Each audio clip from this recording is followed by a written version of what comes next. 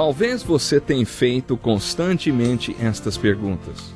Onde posso encontrar refúgio num mundo cheio de conflitos? Ou como e onde posso encontrar força para vencer nesse mundo que oferece tantas derrotas? Acompanhe agora com o pastor Edson Bruno mais um programa Encontro com a Palavra. Olá, que alegria para mim, mais uma vez, poder estar chegando até você com o programa Encontro com a Palavra, que nós estamos estudando a Bíblia, a Palavra do nosso Deus.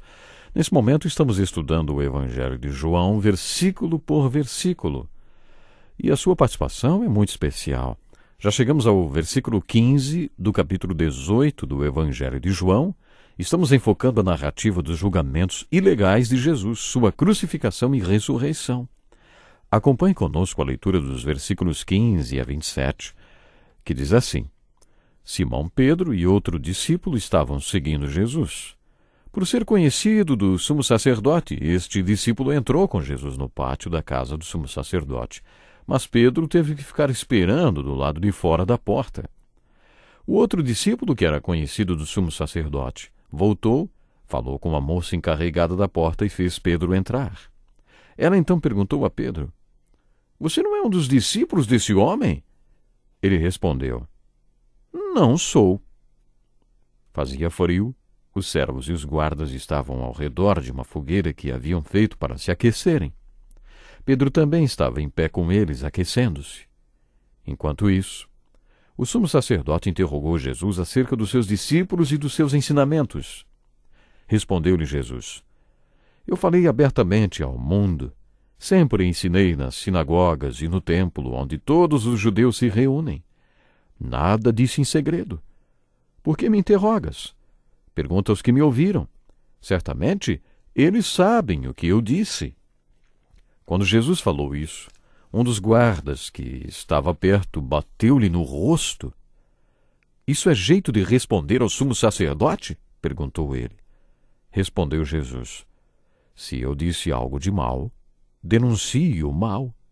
Mas se falei a verdade, por que me bateu? Então Anás enviou Jesus de mãos amarradas a Caifás, o sumo sacerdote. Enquanto Simão Pedro estava se aquecendo, perguntaram-lhe: Você não é um dos discípulos dele? Ele negou, dizendo: Não sou. Um dos servos do sumo sacerdote, parente do homem cuja orelha Pedro cortara, insistiu: Eu não o vi com ele no olival. Mais uma vez Pedro negou, e no mesmo instante, um galo cantou. Acho que neste programa não passaremos deste ponto da narrativa de João, as 3 negações de Pedro. Você se lembra que durante a última ceia Jesus disse: Digo-lhes que certamente um de vocês me trairá. Nesta ocasião todos ficaram tristes e inseguros, sem saber a quem Jesus se referia. Pense um pouco. Jesus falou que havia um traidor no meio deles, e eles quiseram saber quem poderia ser o Judas. Eles estavam muito inseguros. Acho impressionante que, no capítulo 17, em sua oração, Jesus os tenha apresentado ao Pai como se eles fossem seguros e firmes na fé. Jesus os apresentou ao Pai como eles seriam depois de sua morte e ressurreição, ascensão e Pentecoste. Jesus foi positivo em relação aos seus apóstolos. Esta é uma característica muito bonita de Jesus. Você sabe ver as pessoas em Cristo? Quer dizer, você já aprendeu a enxergar as pessoas como elas serão quando o Espírito Santo passar a habitar nelas e elas se transformarem em tudo que Cristo quer que elas sejam? Era assim que Jesus enxergava as pessoas. Quando Jesus disse durante a última ceia que um deles o trairia, Pedro fez um discurso. Dizem que devemos sempre prestar atenção na pessoa que faz um discurso. Enquanto os outros ficaram se perguntando quem poderia ser, Pedro foi logo falando: Ainda que todos te abandonem, eu nunca te abandonarei.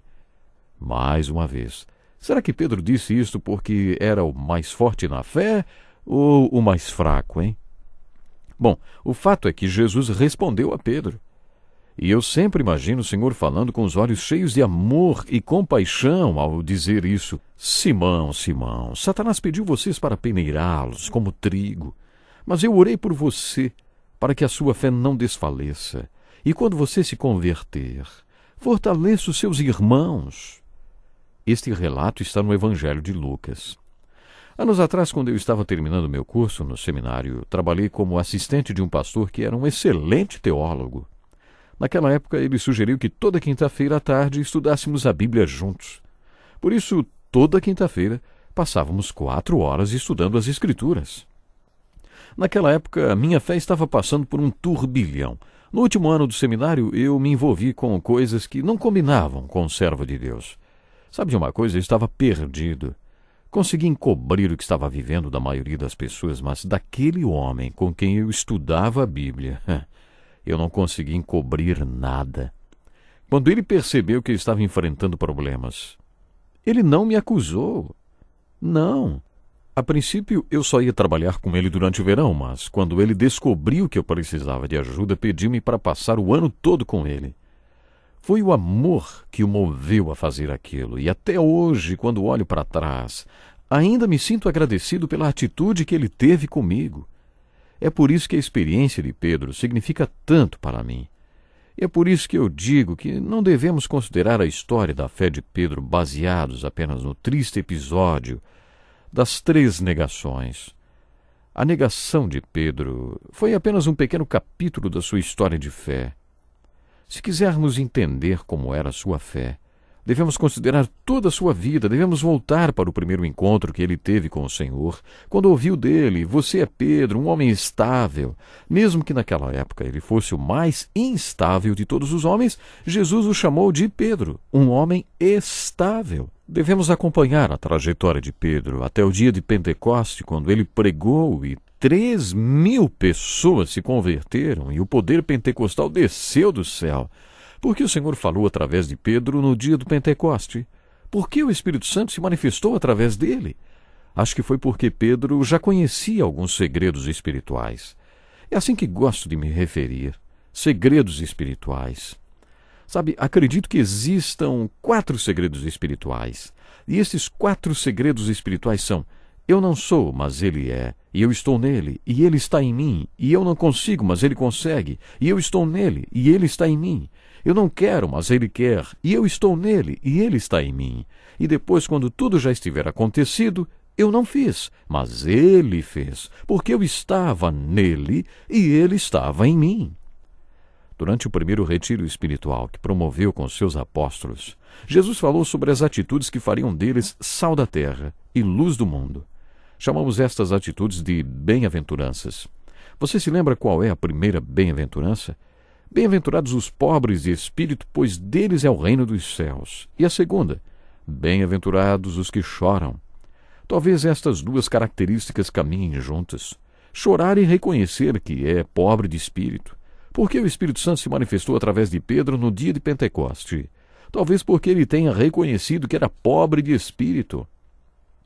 A primeira negação de Pedro ocorre ao redor de uma fogueira no pátio do templo. Havia outro discípulo com ele neste momento, cujo nome não foi mencionado. Pessoalmente, acho que era João, o autor deste evangelho. Ele se refere a ele mesmo em outras passagens desse evangelho como o discípulo a quem Jesus amava. E quase no final do livro, ele revela que o discípulo a quem se referiu durante todo o livro é o autor deste evangelho, quem relatou todos os sinais de Jesus. A Bíblia também menciona que o sumo sacerdote conhecia este outro discípulo e que nos faz perguntar: como João se tornou conhecido do sumo sacerdote? O teólogo William Barclay sugere que o pai de João era um homem de negócios bem-sucedido, um pescador muito próspero. Naquele tempo eles costumavam salgar os peixes para que fossem preservados por mais tempo, e por isso todo mundo comia peixe salgado. Talvez o sumo sacerdote fosse um grande consumidor de peixe salgado e cliente assíduo do pai de João. E como João provavelmente fazia muitas entregas, William Barclay sugere que fosse por isso que o sumo sacerdote conhecesse João. E foi porque João conhecia o sumo sacerdote que ele pôde entrar com Pedro no pátio do templo onde o sumo sacerdote estava. E foi uma menina escrava de plantão no portão que levou Pedro a negar a Jesus pela primeira vez. Ela era apenas uma escrava, e Pedro poderia tê-la ignorado. Aliás, a maneira como ela perguntou: "Você não é um dos discípulos desse homem?" Uma forma suave de negativa na língua grega permitiria que Pedro dissesse: "Ah, claro que não." Ou então: "Não." Mas sabe de uma coisa? Pedro deu uma resposta completa. Pedro disse: "Não sou." Pedro estava se aquecendo junto à fogueira que tinha sido acesa pelos servos e oficiais do templo. Era uma noite fria e a fogueira tinha sido acesa para aquecer os inimigos do Senhor e Pedro estava entre eles. Esse é um capítulo agonizante da vida de Pedro. O texto bíblico conta que Anás questionou Jesus a respeito dos seus discípulos e do seu ensino. Se observarmos os procedimentos ditados pelas leis judaicas para estas situações, veremos que não poderiam ter sido feitas perguntas que tendiam a incriminar o acusado, no caso Jesus. Eles não poderiam colocar Jesus numa posição em que fosse incriminar a si mesmo. Isto era ilegal. E Jesus deu uma lição sobre a lei quando disse a Anás: "Eu falei abertamente ao mundo. Sempre ensinei nas sinagogas e no templo, onde todos os judeus se reúnem. Nada disse em segredo. Por que me interrogas? Pergunte aos que me ouviram. Certamente eles sabem o que eu disse." A lei judaica também exigia que houvesse testemunhas da acusação. Só depois que as testemunhas se pronunciassem é que se poderia falar em culpa ou inocência. Por isso Jesus estava sugerindo a Anás que o que estava sendo feito era ilegal. "Por que me interrogas? Pergunta aos que me ouviram. Certamente eles sabem o que eu disse." Ao perceber o que Jesus estava fazendo, um dos guardas bateu no rosto de Jesus. E Jesus mais uma vez deu uma aula sobre jurisdição, dizendo assim: "Se eu disse algo de mal, denuncio o mal. Mas se eu falei a verdade, e é claro que era a verdade, por que me bateu?" E o relato bíblico continua dizendo: "Então Anás enviou Jesus de mãos amarradas a Caifás, o sumo sacerdote." Nós estamos no ponto alto do julgamento de Jesus, mas infelizmente temos que encerrar o nosso encontro com a palavra de hoje, porque o tempo acabou. Programe-se para estar conosco no próximo encontro com a palavra, quando daremos continuidade ao estudo desta importante passagem das Escrituras. Mas antes de eu ir hoje, eu quero mais uma vez dizer para você: não esqueça, é importante você valorizar o sacrifício de Jesus Cristo, o que Ele fez para trazer a salvação para todos nós. Pense nisso. Valorize o sacrifício de Jesus, se você ainda não o valoriza como deveria. Deus lhe abençoe e até o próximo programa. Que lição importantíssima. Obrigado, pastor Edson Bruno. Prezado ouvinte, coloque em prática o que você ouviu aqui. Sem dúvida, sua vida será grandemente abençoada. Este é um estudo escrito pelo Dr. Dick Woodward, na voz do pastor Edson Bruno. Escreva-nos e solicite o material. Nosso endereço é Encontro com a Palavra, Caixa Postal 2011, CEP 89201-970, Joinville, Santa Catarina. Até o nosso próximo encontro com a Palavra.